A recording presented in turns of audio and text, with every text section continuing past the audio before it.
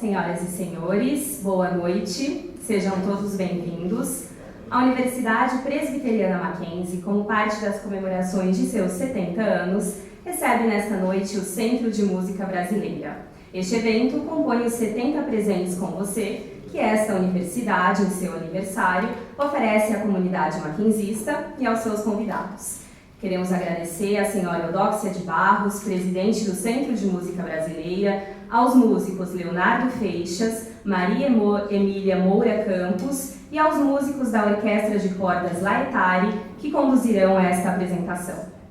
Agradecemos a presença de todos e desejamos uma excelente apresentação e uma ótima noite.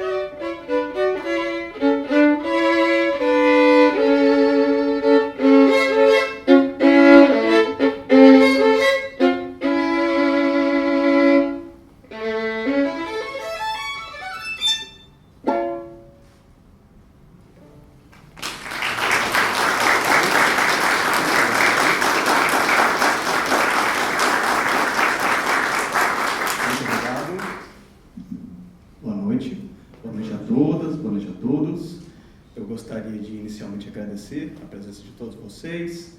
Para mim é uma honra estar participando desse recital no Centro de Música Brasileira. Eu gostaria de agradecer o convite, a oportunidade, agradecer a Eudóxia e toda a equipe, agradecer a Maria Emília pela parceria, né, me acompanhando e a gentileza de me acompanhar nesse recital. Agradecer à Universidade Mackenzie por essa belíssima estrutura, essa oportunidade de trazer música instrumental, né? Tem um espaço dedicado à música instrumental brasileira. É algo fundamental para nós que pesquisamos, né? Que investimos nossas energias, né? Nesse campo, né? O que eu trouxe hoje, então, é um recital composto por obras do compositor Flauzino Valli.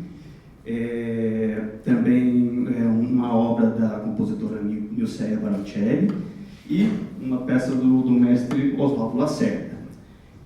A primeira parte do recital é violino solo e depois 3 peças que finalizam essa primeira parte do concerto, né? Eu acho importante falar um pouquinho dessas primeiras peças, desses primeiros prelúdios para violino solo desse compositor, né, Flauzino Valli, situar um pouquinho esse compositor, né? O Flauzino ele é nascido em 1894, no bairro Bacena, e faleceu em 1954, em Belo Horizonte. Ele é o meu objeto de investigação ao longo desses últimos 15 anos, né, tanto no mestrado quanto no doutoramento, e realmente são obras cativantes, né? Para mim sempre foi muito arrebatador escutar a maneira criativa como esse compositor utiliza a linguagem do violino. Então, eu vou falar rapidamente sobre ele. Ele foi professor de História da Música e Folclore no Conservatório Mineiro de Música, atual UFMG. Ele foi escritor, com 4 livros escritos, sendo 3 publicados, né? Um foi o Elementos do Folclore Musical Brasileiro, de 1936, em que o Flauzino ele faz uma extensa pesquisa. Ele vai às festas, aos folguedos, e ele relata nesse livro. E é uma fonte muito importante para quem decide tocar a obra do Flauzino, Ali tem pistas assim maravilhosas, incríveis, que solucionam muitos problemas musicais, né? O livro Músicos Mineiros, de 1948, uma encomenda do governo mineiro ao Flauzino. Ele faz um levantamento dos principais músicos em atividade naquela época. Um livro de poemas, Calidoscópio, belíssimo. E um quarto livro que é interessantíssimo, que não foi publicado, que é um livro de piadas e anedotas, em que o Flauzino ele faz uma coletânea das principais piadas que ele gosta, dos causos. E, inclusive, ele propõe os causos dele também, né? E isso, para mim, matou muitas charadas ao longo da construção dessa interpretação. Porque a música do Flauzino, vocês vão perceber que tem muito humor, ela é leve. Então, o Flauzino ele realmente gostava de uma boa piada, como um bom mineiro. Então, para além de escritor, ele foi violinista de orquestra de cinema mudo, né? Do Cine Odeon, Cine Comércio. Foi violinista de orquestra da Sociedade Mineira de Música. Ele foi compositor, né, claro. Ele escreveu para algumas formações, como violino e piano, canto e piano, flauta e piano, canto orfeônico, viola caipira e violino solo, e também transcrições para o violino solo. Então, certamente, né, a peça mais conhecida do Flauzino é esse conjunto que eu vou tocar hoje, né? Eu não vou tocar todo o conjunto de 26. O que eu trouxe foram prelúdios representativos para mostrar o todo desse compositor. Então ele compôs esses 26 prelúdios característicos e concertantes para violino solo.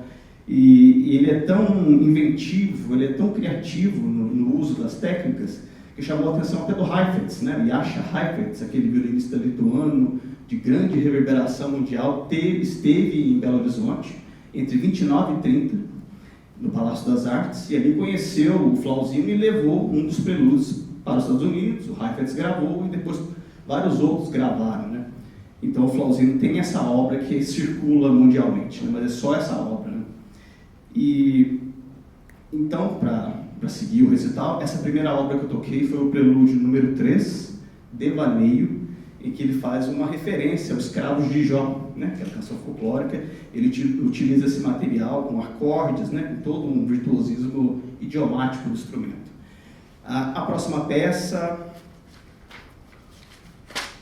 é o prelúdio número 4, Devaneio. Mas antes de tocar, algo que eu esqueci de mencionar, para mim, esses recitais deste ano passado, têm sido muito especiais para mim, porque eu tenho feito os recitais com um violino, né? Esse violino pertenceu ao Flauzino. Então, ao longo desses 15 anos, né, de pesquisa, junto à família Vale, Belo Horizonte, uma relação de amizade construída, de confiança, eles me doaram esse sexto e último violino, que pertenceu ao Flauzino, né? Que ele, inclusive, ele conta, no diário pessoal dele, ele conta toda a história do violino, como ele adquiriu, né, até chegar esse violino. Então a família me doou, fiz a reforma, eu estreiei ele em 2019, no Encontro de Cordas Flauzino, que é um encontro que eu organizo lá na Federal de Pelotas, e desde então, né, quando eu toco o repertório do Flauzino, eu procuro tocar com ele para dar um simbolismo, né, para botar o instrumento para funcionar, e é como se um pesquisador é como ganhar na loteria, né? Então para mim é sempre uma honra tocar com esse violino. Depois, se vocês quiserem ver o instrumento, fico à disposição. Então vamos ao prelúdio 4, o brado íntimo. Eu sempre entendo esse prelúdio como uma pergunta e resposta. Eu sempre entendo um tema ársico, depois com um tema bem decidido e forte, tá? Então, prelúdio 4, o brado íntimo.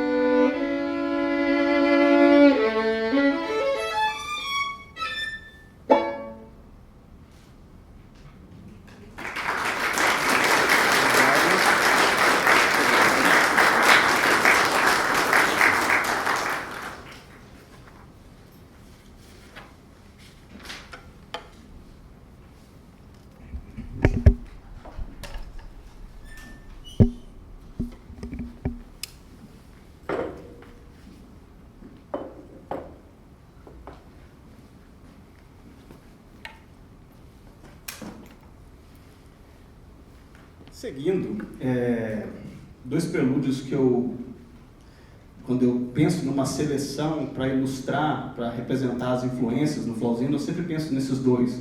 São dois prelúdios à la guitarra. Então, o flauzino violeiro também, né? Além de violinista, um violeiro, com obras gravadas, né? Eu achei recentemente aqui no Centro Cultural São Paulo um fonograma do flauzino em que ele grava de um lado dois prelúdios e do outro lado ele grava uma peça para viola caipira. Então, a peça dele, A Volta ao Rancho. E ao longo desses anos fui identificando a grande influência da viola caipira nessas peças, né? Sutilezas, que às vezes um pizzicato ali pode parecer um pizzicato inofensivo, mas cruzando dados, conversando com especialistas, vai moldando toda a interpretação, né? Então o prelúdio Sonhando, ele é inteiramente à la guitarra, então uma opção, conversando com o filho do compositor, o Sr. Guatemoc. Então eu toco para o Sr. Guatemoc e ele, com a memória auditiva dele, fala: papai tocava assim, papai tocava assado, papai fazia algo diferente aí, assim, Sr. Guatemoc, isso, ele fazia isso. Então, ao longo desses anos, e esse acesso privilegiado, né, ao filho do compositor, com uma audição assim, incrível, né, fui moldando, né, e esses dois prelúdios, o Sr. Guatemoc sempre fala: o papai tocava isso sentado como se fosse uma viola. Então requer toda uma adaptação, toda uma logística diferente, né, da posição normal, ordinária do violino. Então vamos ao prelúdio Sonhando, à la guitarra.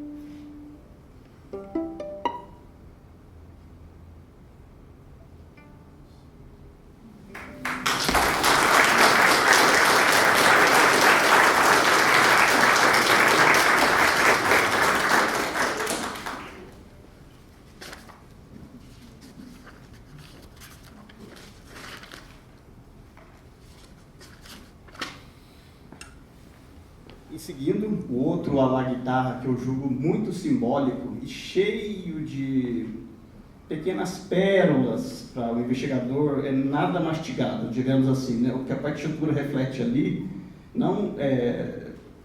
várias sutilezas eu não encontrei na partitura, né? Foi cruzando dados, foi lendo os livros, conversando com o filho, analisando pistas que ele dá no diário. E essa talvez seja a peça que mais transformou ao longo desse tempo, a minha interpretação pelo menos.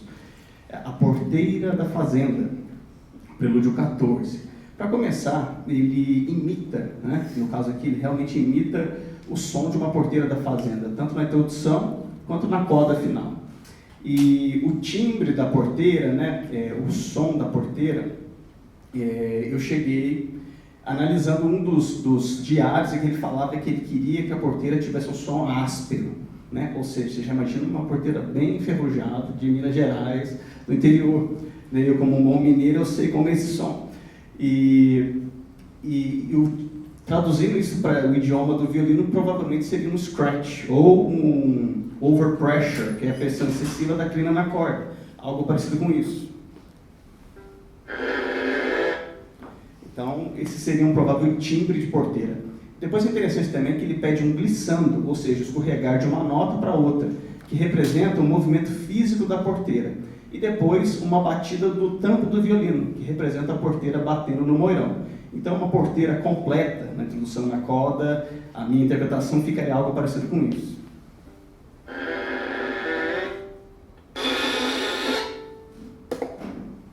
Então, não se assuste, a porteira da fazenda vai aparecer na introdução e no fim. Depois o violino vira viola caipira, vai virar a la guitarra. E eu, na ocasião, eu percebi que tinha uma levada diferente, pois vou falar com alguém que entende. Na época eu fui conversar com o professor Ivan Vilela, professor da USP de viola, e a minha suspeita era que era um ritmo muito cipó preto. Eu estava conversando com os violeiros e não parece cipó preto, que é uma levada. Aí o professor Ivan, provavelmente, pela data do prelúdio, seja um batuque de viola. Então você tem que acentuar duas colcheias de uma maneira especial. Então hoje eu adapto a minha interpretação, tentando remeter a essa levada da viola caipira do batuque de viola. Então vamos ao prelúdio 14, observando a porteira da fazenda e o ritmo de batuque de viola.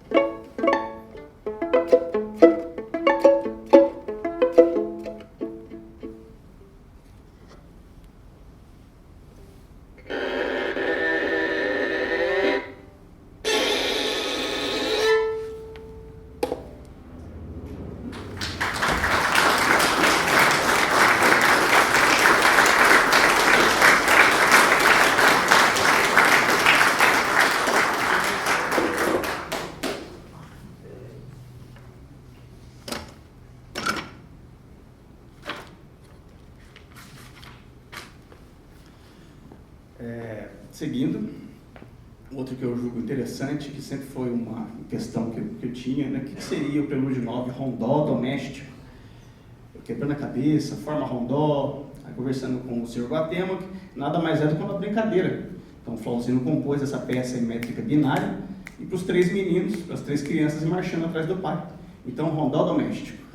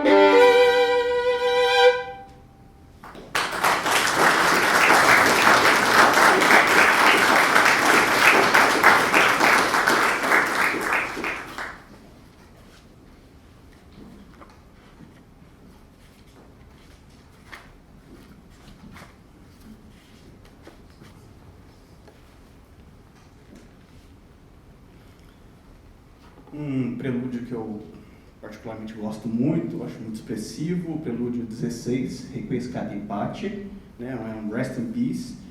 Ele dedica à sua mãe, né, Dona Augusta de Campos Vale. Aqui, também a descoberta desse um psicato de mão esquerda que aparece o tempo todo na peça. É a representação do sino da igreja, né, do dobrar dos sinos da igreja. E é muito interessante que aqui ele segue, eu estava lendo um livro de um grande pesquisador, né, o Eros Araste, ele fala da lógica da procissão, que os compositores latino-americanos usam muito, dessa coisa de perspectiva, como se um som estivesse vindo de longe. E eu sinto claramente isso, em alguns momentos o badalar do sino, vocês vão perceber mais no final da peça, ele vai ficando mais baixinho, como se a pessoa estivesse afastando da igreja, né, ouvindo o som lá longe. E isso eu acho muito sensível dessa peça, né? Então, Requiescat in Pace, observando, né, notando esse badalar dos sinos da igreja.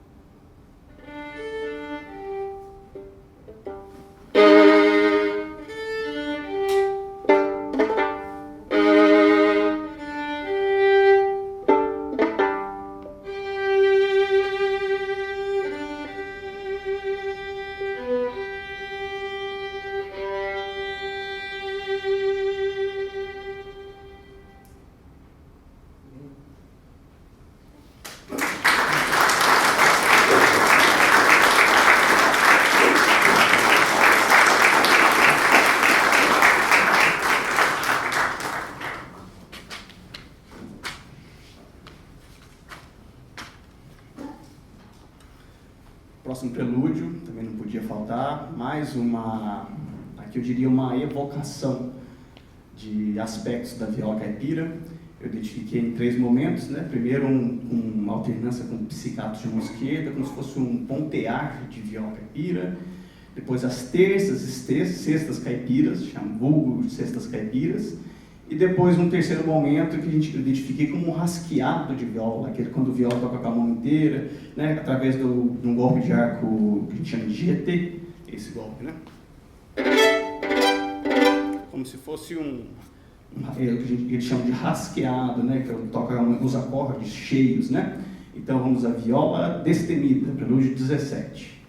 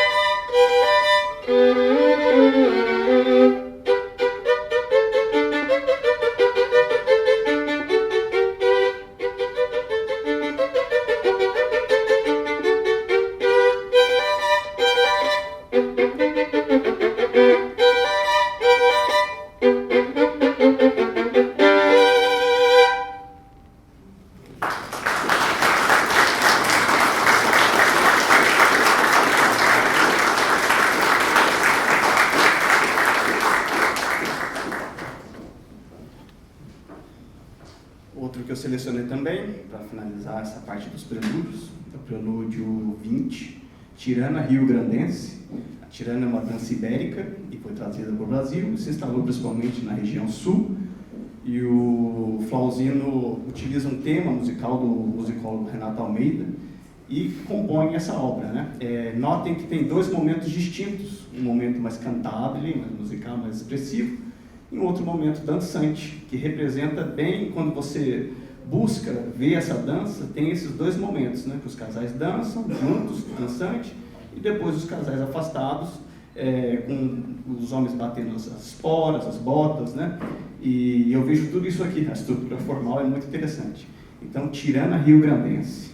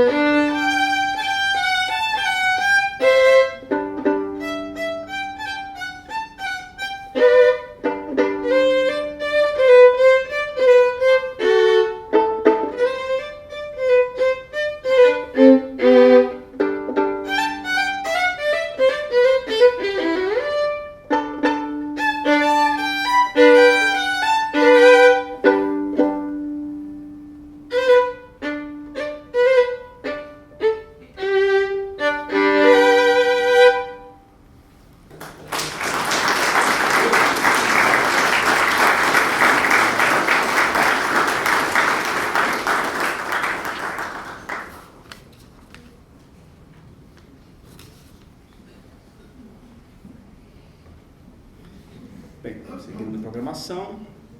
Agora eu tenho uma satisfação de tocar essa obra da compositora Nilceia Baroncelli, a canção Quase Esquecida. Na ocasião, né, conhecendo a Nilceia, ela me mandou a obra, depois ela me mandou então uma segunda versão da obra, né, com alterações, e eu pude mostrar para ela algumas vezes e trazer essa minha interpretação dessa obra hoje. Então, vamos à canção Quase Esquecida.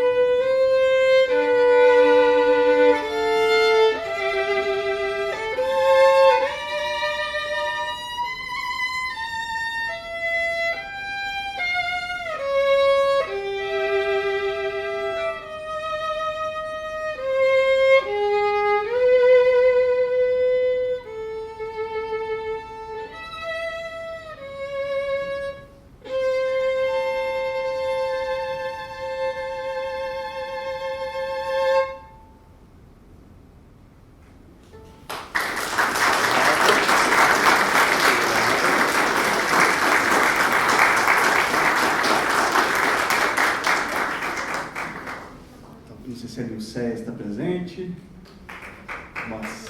Ah, a Nilceia está aí, uma salva de palmas para a Nilceia.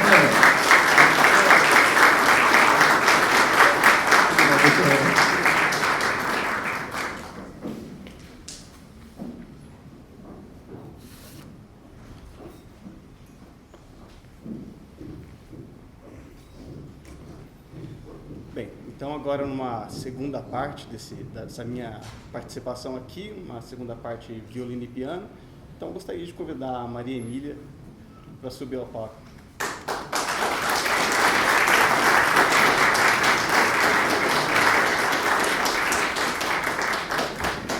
Nós seguimos agora com o acalanto pentafônico do mestre Oswaldo, que é uma grande honra para mim poder estudar essa obra e apresentar para a Maria Emília.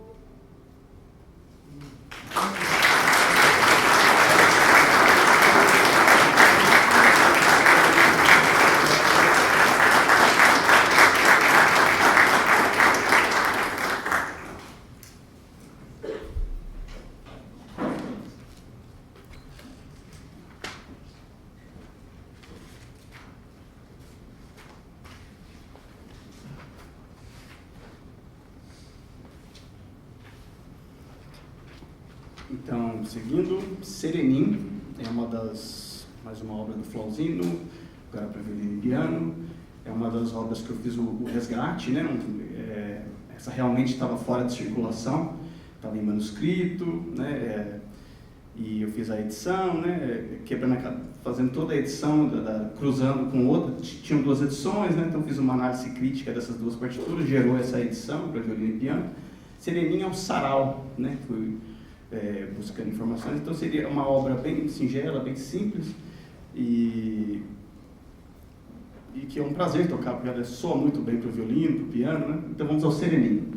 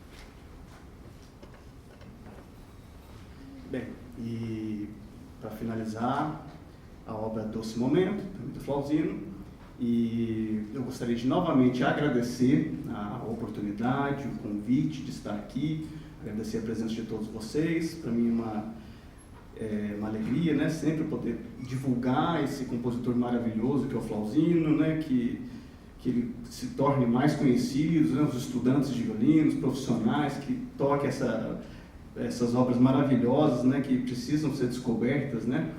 E agradeço a Eudoxia e toda a equipe, ao Centro de Música Brasileira, à Universidade Mackenzie, a Maria Emília, né, por toda essa estrutura, esse apoio.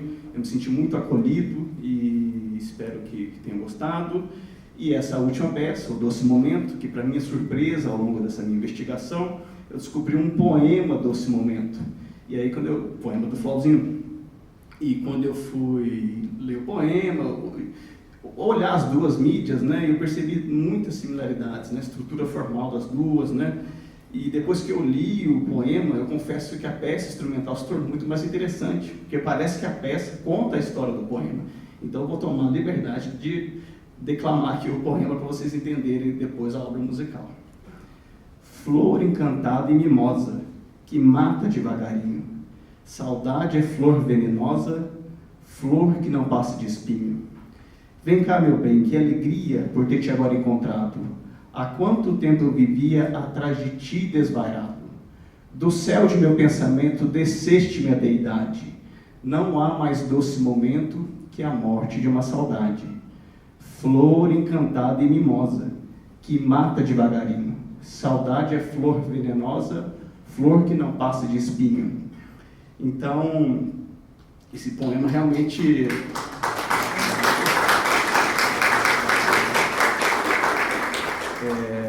ela tornou a obra instrumental, ao meu ver, muito mais interessante, né?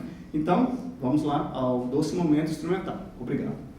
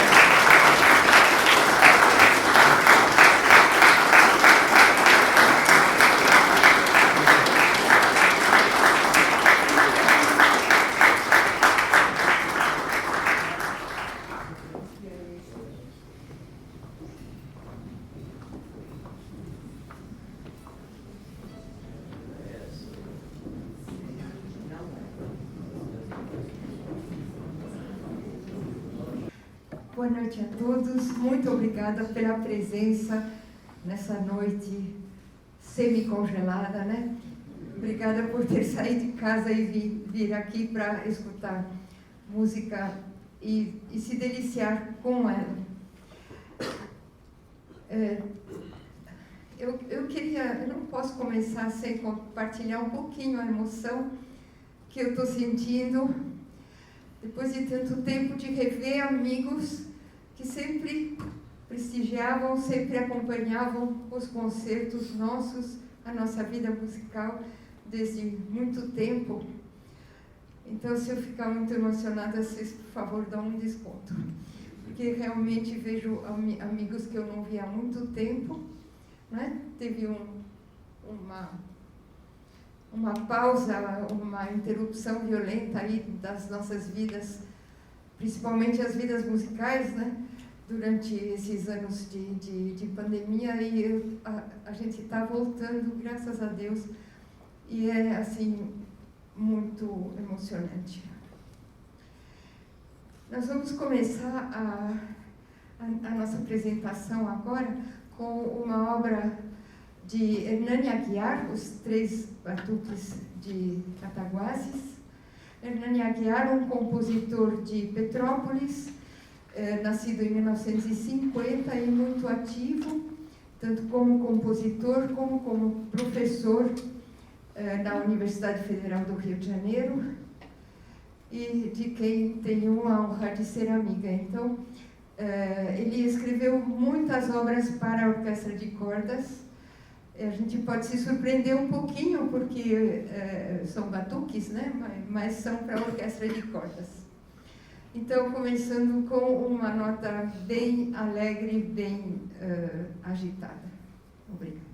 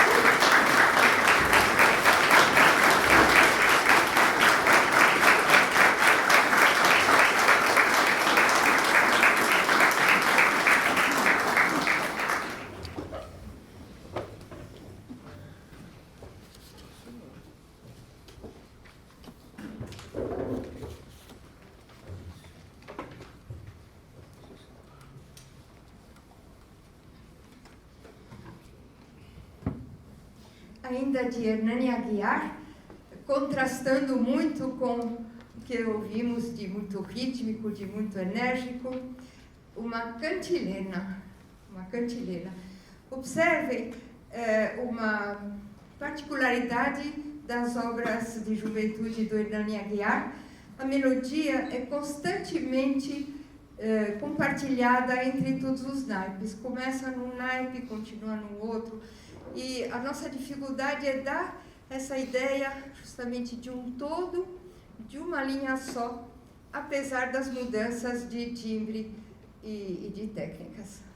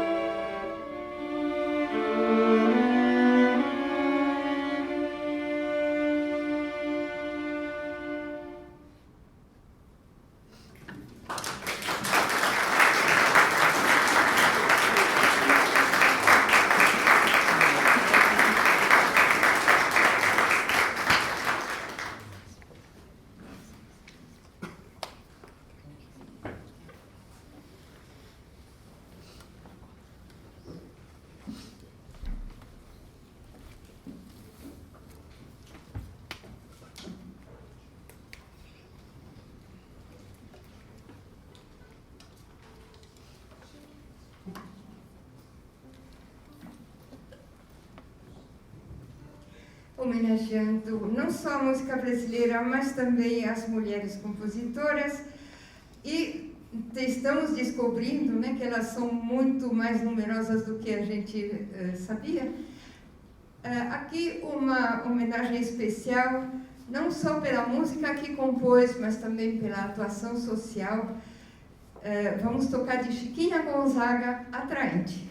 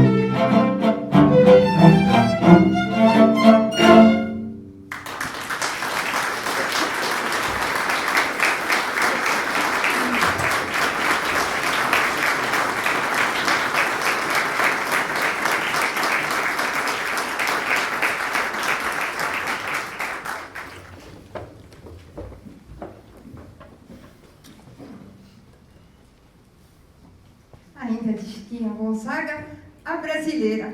Tinha que ser, né?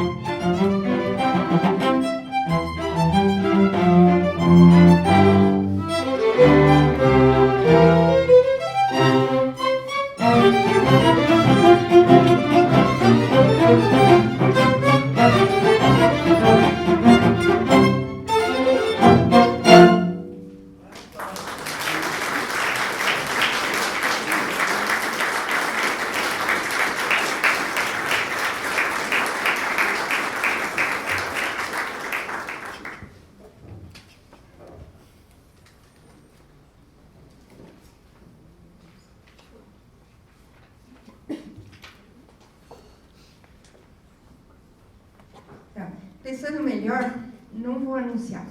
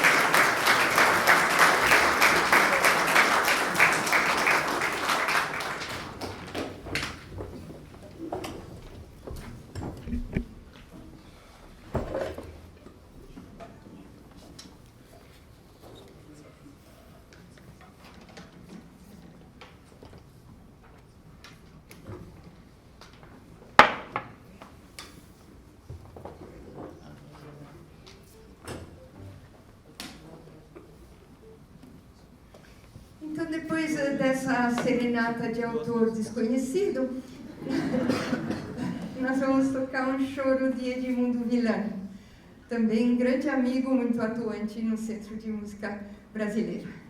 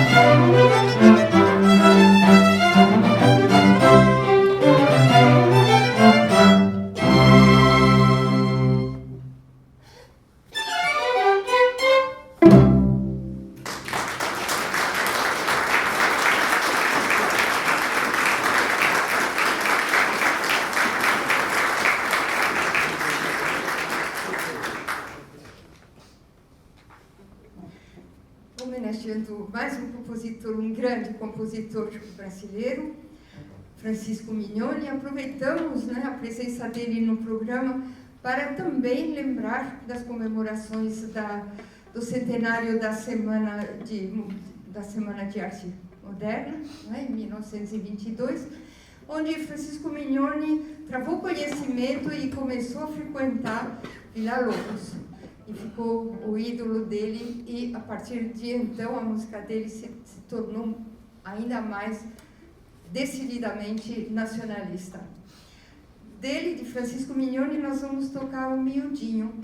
Miudinho é uma dança, e eu aqui no pódio não vou me arriscar, mas enfim, passinhos pequenos e bastante delicadeza. Ao mesmo tempo, o caráter brasileiro é extremamente forte. Vocês vão conferir.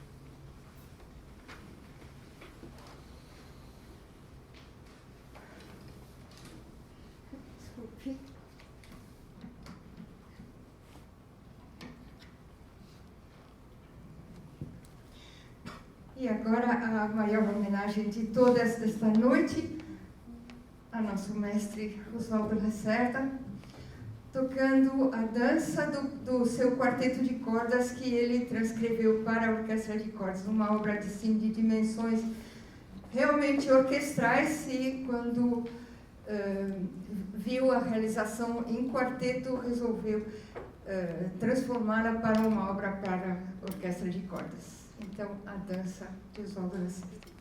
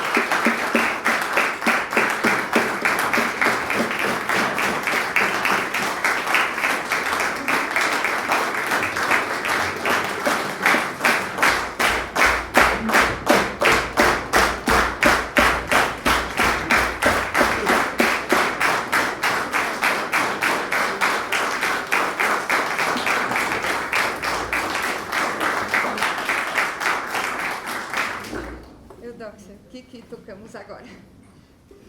O que podemos repetir? O que vamos repetir?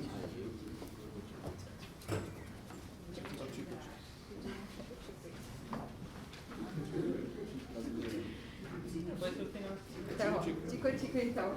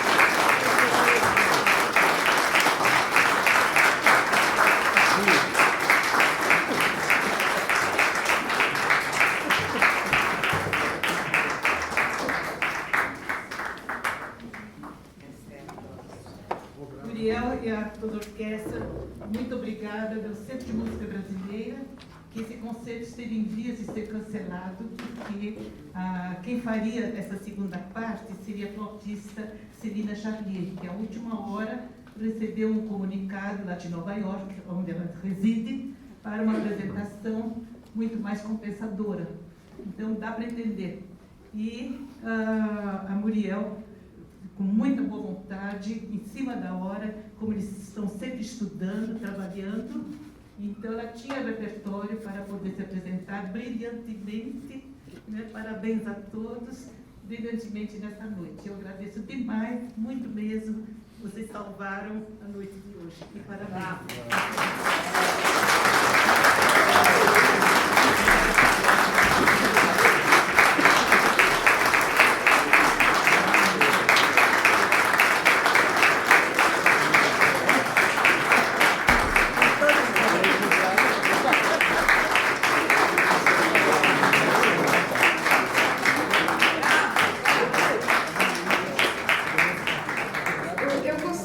Só se me permite algumas palavras, eu gostaria de agradecer a todos, de agradecer com muita emoção todos os meus cantores, né, do coral que também vieram. Eu queria agradecer muito e falar o quanto eu fiquei honrada com a presença da professora doutora Ana Luísa Bedê, né, professora,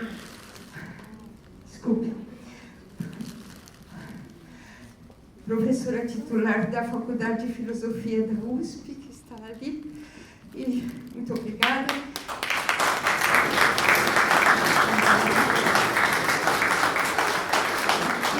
E também do meu amigo Harold Tal, que tem se dedicado ultimamente à vida pública e, se Deus quiser, será o nosso representante, o nosso deputado federal. Ele está aqui sempre com uma preocupação social enorme e um caráter digno de todo elogio. Eu não posso falar a Nilceia, o Sérgio, eu realmente não posso falar os nomes de todos, por razões óbvias. Muito obrigada. Muito obrigada.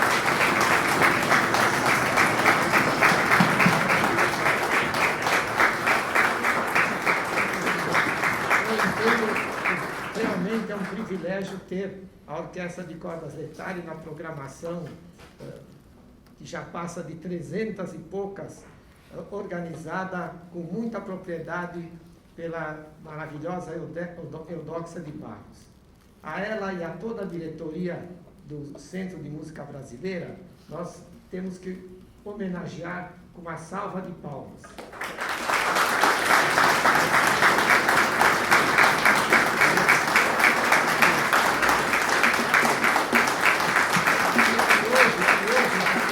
Hoje, em particular, a homenagem é ainda mais expressiva, porque a Eudóxia faz hoje 45 anos.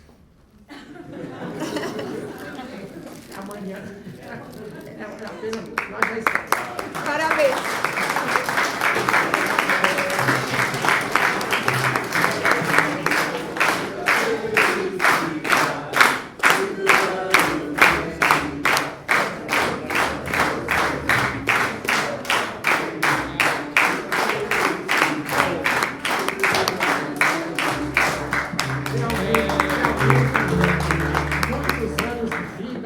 Saúde e energia para dar continuidade a esse trabalho maravilhoso que realiza no Centro de Música Brasileira e nos seus concertos também. Muita alegria, ótima saúde e realizações pessoais e profissionais as melhores que a gente deseja. Parabéns, Eudóxia. Muito obrigada.